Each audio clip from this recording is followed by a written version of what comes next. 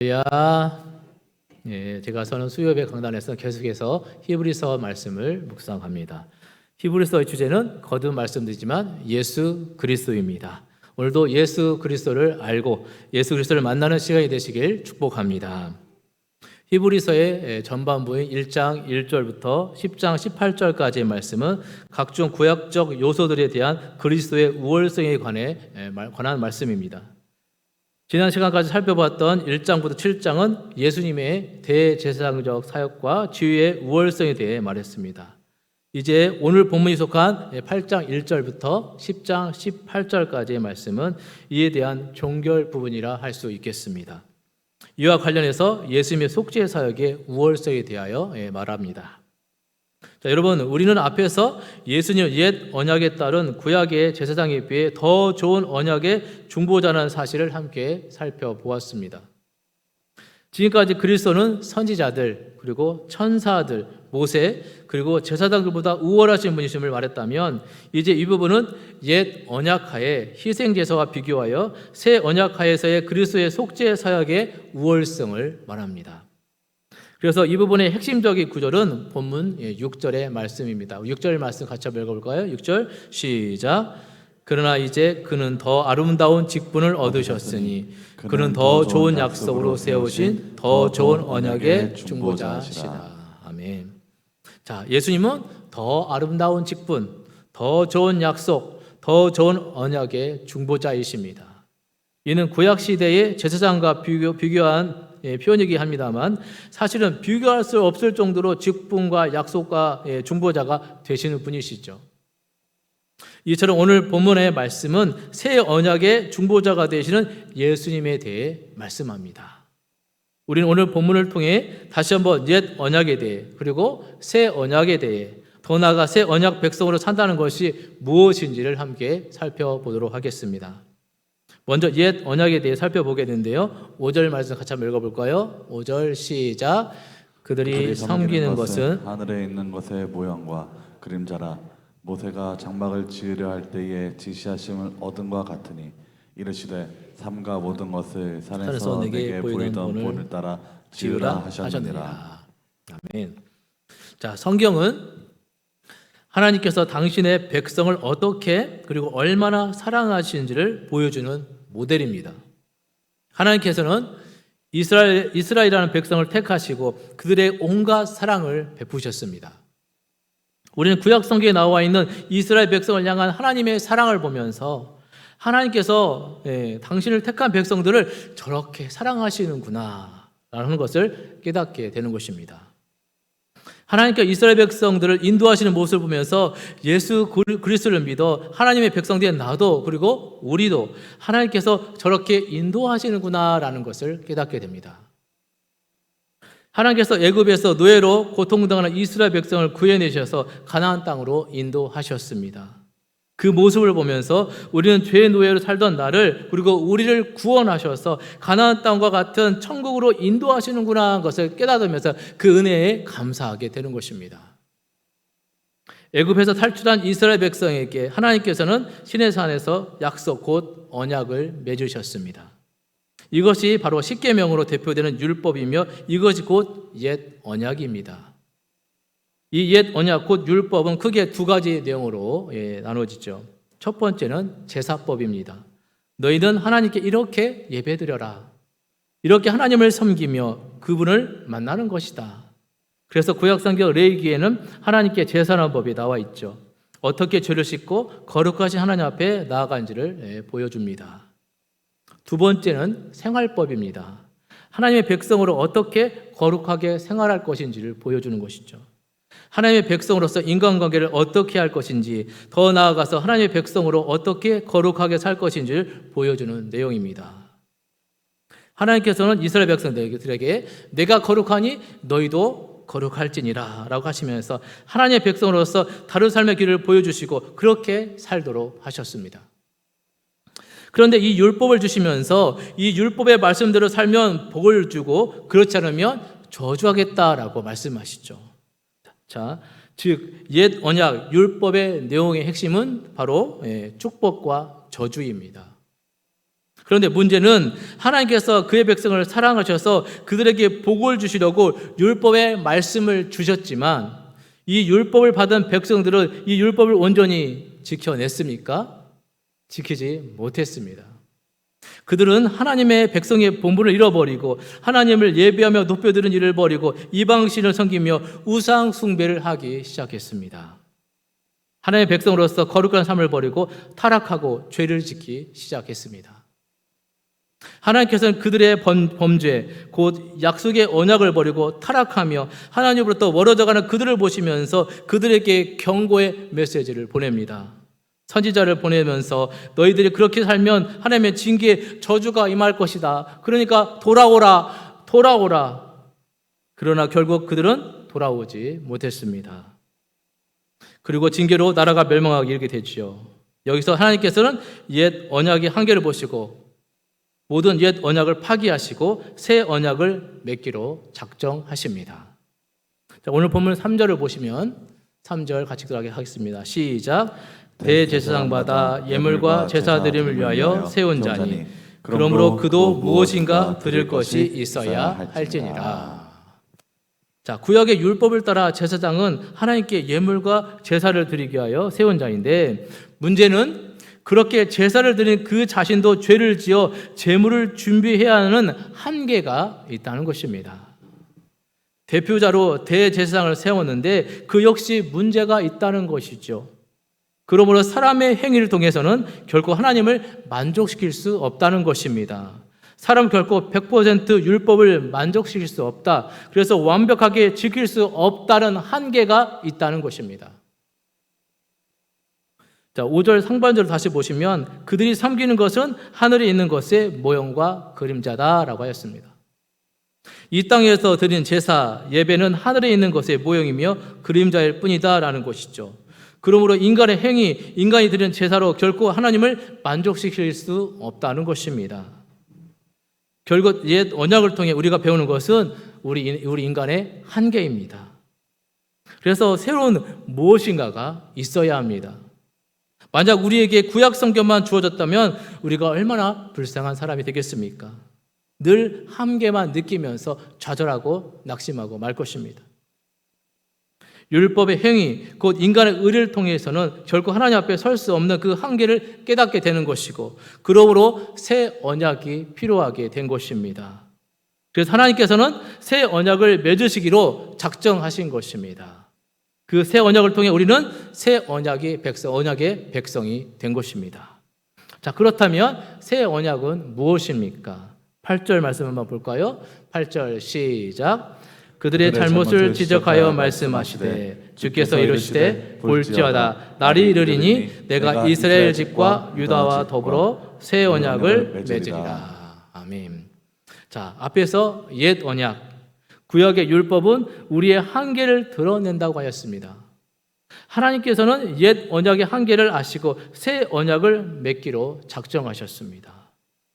여러분 읽었던 이 말씀은 하나님께서 예레미야 선지자를 통하여 맺은 새 언약의 말씀, 예레미야 31장 31절 이하의 말씀을 히브리서 기자가 인용하신 말씀이죠. 자, 그리고 9절을 보시면 9절 같이 읽습니다. 시작. 또 주께서 이르시기를 이 언약은 내가 그들의 열조의 손을 잡고 애굽 땅에서 인도하던 내던 날에 그들과 맺은 언약과 같지 아니하도다. 그들은 내 언약 안에 머물러 있지 아니하므로 내가 그들을 돌보지 아니하였노라. 자, 이 새 언약은 애굽에서 노예로 있던 백성들을 구해내시고 맺은 언약과 같지 않다라고 말씀합니다. 왜냐하면 이스라엘 백성들이 출애굽의 은혜를 베푸신 그 하나님의 은혜를 버리고 언약을 파기했기 때문이죠. 자, 그렇다면 새 언약은 무엇입니까? 하나님께서 예레미야 선지자를 통해 예언하신 이 새 언약을 독생자 예수 그리스도로 말미암아 세우셨습니다. 성경에서 예언하신 대로 독생자 예수 그리스도께서 이 땅에 성육신하셨고 죄와 허물이 전혀 없으신 예수 그리스도가 유월절 어린 양처럼 인간의 죄를 대신 짊어지시고 심판을 받아 십자가에 못 박혀 찢기시고 피를 흘려 죽으시고 말씀대로 사흘 만에 부활하셨습니다. 그리고 그 예수 그리스도를 믿는 모든 사람들에게 죄사함 받아 구원에 이르는 은혜의 언약, 즉 새 언약을 성취하셨습니다. 그러므로 옛 언약은 힘을 잃게 된 것입니다. 그래서 본문 13절 말씀을 보시면 같이 읽을까요? 시작. 새 언약이란 말씀하셨음에 첫 것은 낡아지게 하신 것이니 낡아지고 쇠하는 것은 없어져 가는 것이라. 아멘. 자, 이렇게 새 언약, 은혜 언약을 통해서 옛 언약은 이제 사라지게 되는 것이죠. 자, 그러므로 이제 낡아진 옛 언약에 붙잡혀 있지 말고 예수 그리스도를 통하여 새로운 새 언약을 따라야 한다는 것입니다. 새 언약은 행위의 언약이 아니라 믿음의 언약입니다. 예수 그리스도를 믿는 믿음으로 이루어지는 언약입니다. 단지 예수 그리스도를 구주로 믿음으로 모든 죄를 사함받고 구원에 이르는 언약이라는 사실을 분명히 기억하시고 믿으시기를 주의 이름으로 축원합니다. 로마서 10장 9절부터 13절 말씀을 보면 사도 바울은 이렇게 기록했습니다. 자, 10장 9절부터 13절을 한번 교독해 보도록 하겠습니다. 9절 제가 읽습니다. 내가 만일 내 입으로 예수를 주로 시인하며 또 하나님께서 그를 죽은 자 가운데서 살리신 것을 내 마음에 믿으면 구원을 받으리라. 10절이요. 사람이 마음으로 믿어 의에 이르고 입으로 시인하여 구원에 이르리라. 성경에 이르되 누구든지 그를 믿는 자는 부끄러움을 당하지 아니하리라 하니 유대인이나 헬라인이나 차별이 없음이라 한 분이신 주께서 모든 사람의 주가 되사 그를 부르는 모든 사람에게 부여하시도다. 13절 같이 읽습니다. 누구든지 주의 이름을 부르는 자는 구원을 받으리라. 아멘. 그리고 사도행전 16장 31절에서 또 이렇게 말씀합니다. 같이 읽습니다. 시작. 이르되 주 예수를 믿으라. 그리하면 너와 내 집이 구원을 받으리라. 할렐루야. 아멘. 이 말씀처럼 새 언약은 은혜의 언약인 것입니다. 내가 무엇을 해서 얻는 언약이 아니라 하나님의 전적인 은혜로 주어지는 것입니다. 나는 아무런 것도 한 것이 없는데 값없이 주시는 선물과 같은 그런 은혜 언약, 여러분이 다 받으신 줄 믿습니다. 자, 우리나라를 대표하는 기업 중에 하나인 현대의 창업주인 정주영 씨의 아들 정몽주 씨는 소망교회 집사입니다. 그래서 아버지 정주영 씨를 구원을 위해, 그 정주영 씨의 구원을 위해 죄송합니다. 여러 목사님들을 만나도록 했습니다. 먼저는 소망교회 곽선희 목사님을 만나 아버지가 예수님을 영접하도록 부탁을 했다고 합니다. 그러나 정주영 씨는 믿음과 구원의 문제에 대해 긍정적으로 반응했지만 나중에 가겠다라고 했습니다. 그런데 그 후에 지금은 돌아가신 하영조 목사님을 만나 숨을 거두기 직전 세례를 받았다고 합니다. 세례를 받은 정주영 회장에게 내게 강 같은 평화로운 복음성가를 들려주었더니 웃음을 지으며 좋아했다고 합니다. 자, 그분의 며느리가 김영명 권사님이신데 권사님이 국민일보와 인터뷰 가운데 이렇게 이야기를 했습니다. 아무리 부와 명예를 가졌어도 결국 저렇게 인간은 빈손으로 가는 것이구나. 그 많은 재물과 그 많은 재물을 가지고 가지 못하는구나. 자신의 아버지와 시아버지가 돌아가시는 모습을 보면서 풀은 마르고 꽃은 진다는 성경 말씀을 실감했다고 합니다. 그래서 모든 것을 다 소유한 것 같은 김 권사님에게 기자가 이렇게 질문을 했습니다. 인생에서 가장 소중한 것이 무엇입니까? 권사님은 이렇게 대답을 했습니다. 믿음이죠. 오직 믿음입니다. 사랑하는 여러분, 결국 믿음밖에 없습니다. 하나님이 우리와 맺은 새 언약이 바로 이것입니다. 옛 언약으로는 안 된다. 율법으로 안 된다. 그렇다면 좋다. 내 아들 예수 그리스도를 믿어라. 그리하면 내가 너의 하나님이 되겠다. 내가 내 백성이 되리라. 내가 너의 죄를 기억하지 않으리라. 내가 너의 죄를 다 용서하리라. 그러니 나를 믿으라. 이것이 새 언약입니다. 이것이 하나님과 우리가 새로 맺은 언약입니다. 예수님은 이 새 언약을 이루기 위해 십자가에서 보혈의 피를 흘리셨습니다. 우리에게 더 좋은 언약, 새 언약을 오신 예수님을 믿는다는 사실, 그분이 우리와 영원히 함께 하시는 사실을 믿는다는 것이 얼마나 귀하고 소중한지 모릅니다. 그래서 히브리서 기자를 1절에 이렇게 말씀하죠. 1절 같이 한번 읽어볼까요? 1절 시작. 지금 우리가 하는 말의 요점은 이러한 대제사장이 우리에게 있다는 것이라. 그는 하늘에서 지극히 크신 이의 보좌 우편에 앉으셨으니. 아멘. 지금 우리가 하는 말 요점은 이것이다. 이러한 대제사장이 우리에게 있다는 것이라. 그분은 지금도 하늘 보좌 우편에 앉으셔서 우리와 함께 하신다. 우리를 하나님께 인도하시기 위해, 저 천국으로 인도하시기 위해 대제사장으로서 새 약속, 새 언약을 오신 예수님께서 지금도 하늘 보좌 우편에서 우리와 함께 하신 것이 얼마나 소중한 것인가, 이렇게 말씀하는 것입니다. 구약의 옛 율법으로는 부족하고 한계가 있기에 사랑하는 아들을 십자가에 내어놓으신 그 희생의 사랑, 그 사랑이 우리의 구원을 이루셨습니다. 그 은혜와 사랑을 감사하시며 살아가시는 은혜가 있으시기를 주님의 이름으로 축원합니다. 그렇다면 이제 예수님의 십자가 은혜로 성취하신 새 언약의 백성으로서 우리는 어떻게 살아가야 하는 것인가? 자, 10절 말씀을 보시면 10절 시작. 또 주께서 이루시되 그날의 후에 내가 이스라엘 집과 맺을 언약은 이것이니 내 법을 그들의 생각에 두고 그들의 마음에 이것을 기록하리라. 나는 그들에게 하나님이 되고 그들은 내게 백성이 되리라. 아멘. 또 주께 이르시되 그날 후에 내가 이스라엘 집으로 세울 언약이 이것이니 내 법을 그들 생각에 두고 그들의 마음에 이것을 기록하리라. 즉 새 언약은 생각에 두고 마음에 기록한 것이다 라고 말씀합니다. 옛 언약은 하나님께서 십계명의 두 돌판에 기록하는 것입니다. 율법은 돌에 새긴 법입니다. 아이들을 교육할 때 우리 주입식으로 이것을 해라, 저거 해라, 이것 하면 안 된다 이런 식으로 해라, 하지 말라라는 것이 옛 언약이죠. 이것이 바로 돌에 새긴 율법입니다. 그러나 하나님께서는 우리가 이렇게 믿기를 원치 않으신다는 것입니다. 우리가 자율적으로 스스로 판단하되 하나님의 뜻을 따라서 하나님의 율례를 따라서 억지로 하는 것이 아니라 자원해서 기쁜 마음으로 사랑하기 때문에 믿기를 원하시는 것입니다. 새 언약은 그래서 우리 생각에 두고 우리 마음에 기록한 것이다 라는 말씀인 것이죠. 여러분, 예수님께서 이 땅에 오셔서 당신의 할 일을 다 하시고 승천하시면서 우리에게 보혜사 성령님을 보내주시겠다라고 약속하셨습니다. 이제 예수 그리스도를 믿는 모든 이들 가운데 성령님께서 함께 하시면서 그 생각에 그 마음에 하나님의 뜻을 새겨주시고 그 뜻을 따라 살도록 우리를 인도하시는 것입니다. 여러분, 우리가 하나님 되심을 어떻게 알 수 있겠습니까?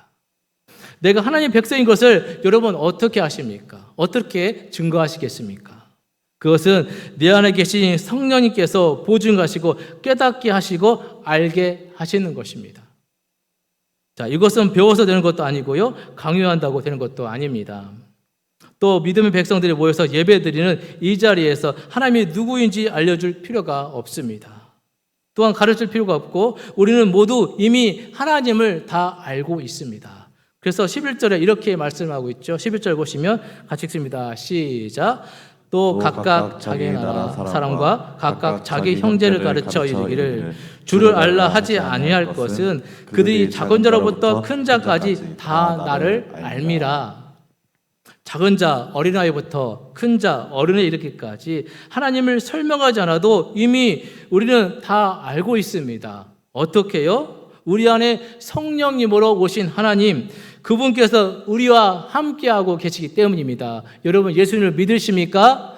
예수님을 믿으면 우리 안에 성령께서 역사하고 계신 줄 믿으시기 바랍니다. 그 성령께서 우리와 함께 하시면서 너는 하나님의 자녀야 라고 하나님을 알려주신다는 것이죠. 우리 생각 속에, 우리의 마음 속에 성령님께서 우리와 함께 하십니다. 그 성령님께서 우리가 말씀을 들을 때 깨닫게 하십니다. 우리가 말씀을 읽을 때 깨닫게 하십니다. 그리고 결단하게 하시고 그 뜻을 살아가도록 인도하시는 것이죠. 그리고 우리가 다시는 죄의 고통 가운데 살지 않고 자유한 가운데 살도록 하십니다. 그래서 12절에 이렇게 말씀하죠. 12절 시작. 내가 그들의 불의를 긍휼히 여기고 그들의 죄를 다시 기억하지 아니하리라 하셨느니라. 성령님께서 내가 죄로부터 저야함을 얻은 새로운 생명임을 보증하십니다. 옛 언약이 돌에 새긴 언약이었다면 새 언약은 우리의 생각과 마음에 새긴 언약이기 때문입니다. 여러분, 사도행전에는 예수님이 승천하시며 제자들에게 성령을 보내줄 것을 약속하셨습니다. 그 약속대로 사도행전 2장을 보면 오순절 다락방에 모여있던 제자들에게 성령님이 임하게 됩니다. 그렇죠. 사도행전 4장 8절부터 12절에는 베드로가 성령 충만하여 담대하게 복음을 전했더니 3,000명이나 되는 사람들이 예수님을 믿게 됩니다. 그리고 사도행전 4장 31절을 보면 제자들이 성령 충만하여 복음을 전했더니 믿는 자들이 많아졌다라고 합니다. 그리고 사도행전 7장을 보면 스데반 집사가 복음을 전하다가 잡히게 되어 공회에서 설교하는 내용이 나옵니다. 7장 54절을 보면 거기 있던 사람들은 스데반 집사의 설교를 듣고 마음을 찔려 이를 갈았다라고 합니다. 자, 사도행전 7장 54절부터 60절 말씀을 한번 교독해 보도록 하겠습니다. 54절 제가 읽습니다. 그들이 이 말을 듣고 마음에 찔려 그를 향하여 이를 갈거늘. 55절이요. 스데반이 성령 충만하여 하늘을 우러러 주목하여 하나님의 영광과 및 예수께서 하나님 우편에 서신 것을 보고 말하되 보라 하늘이 열리고 인자가 하나님 우편에 서신 것을 보노라 한데 그들이 큰 소리를 지르며 귀를 막고 일제히 그에게 달려들어 성 밖으로 내치고 돌로 칠세 증인들이 옷을 벗어 사울이라 하는 청년의 발 앞에 두니라. 그들이 돌로 스데반을 치니 스데반이 부르짖어 이르되 주 예수여 내 영혼을 받으시옵소서 하고 60절 같이 읽습니다. 무릎을 꿇고 크게 불러 이르되 주여 이 죄를 그들에게 돌리지 마옵소서 이 말을 하고 자니라. 아멘. 여러분, 이러한 역사가 어떻게 일어났습니까? 55절 말씀처럼 성령이 충만하여 성령의 역사가 아니면 일어날 수 없는 것입니다.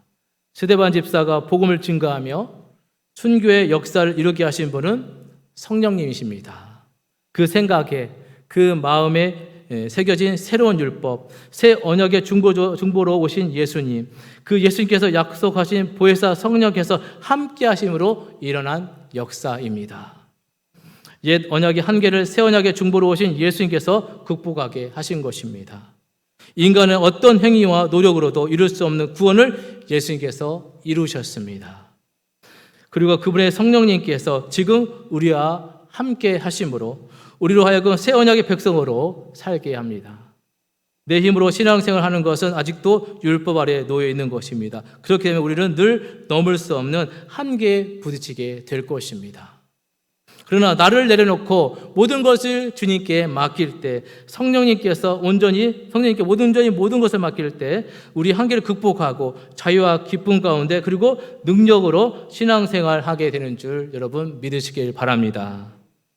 이것이 바로 새 언약의 백성들로 살아가는 사람들의 모습이라는 것입니다. 우리를 위해 십자가에 달려 죽으신 그 주님의 놀라운 사랑, 그리고 지금도 하나님 보좌 우편에서 우리를 위해 간구하신 은총을 기억하며 감사하며 이제 더욱 주님을 의지하며 살아가는 것입니다. 그래서 주님을 내 인생의 첫 번째 자리에 모셔드리고 주님의 사랑 안에서 모든 일을 행하는 삶을 살아가는 것입니다.